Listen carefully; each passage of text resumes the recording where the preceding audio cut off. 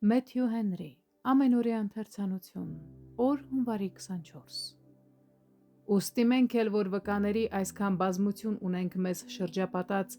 դեն գցենք ամեն ծանրություն և մեզ դյուրավ պաշարող մեղքը, և համբերությամբ վազենք մեր առաջին դրած ասպարեզի ընթացքը։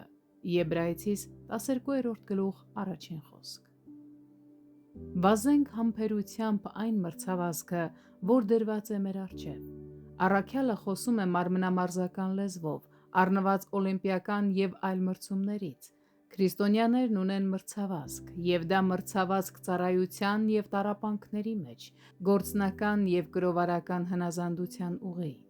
Այս մրցավազքը նրանց առջև է պատրաստված, և այն նրանց համար նախանշված է թե Աստծո խոսքով և թե Աստծո հավատարիմ ծառաների օրինակներով,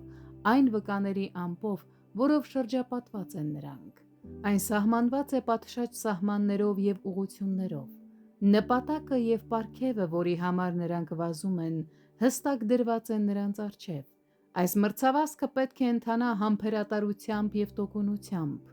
Մեր ճանապարհին կանգնած խոչընդոտները հաղթահարելու համար անհրաժեշտ կլինեն համբերություն և տոկունություն հանձնվելու կամ հեռանալու բոլոր գայթակղությունների համար, որ մեզ կփորձի կանգնեցնել կամ շեղել ուղուց։ Հավատքն ու համբերությունն են հաղթանակ բերող շնորհքները, և այդ պատճառով դրանք պետք է մշտապես կերտվեն և ակտիվորեն կիրառվեն։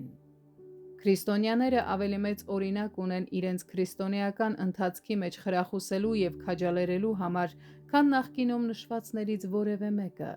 և դա Տեր Հիսուս Քրիստոսն է։ Նայեք Հիսուսին, մեր հավատքի զորագլխին և կատարողին։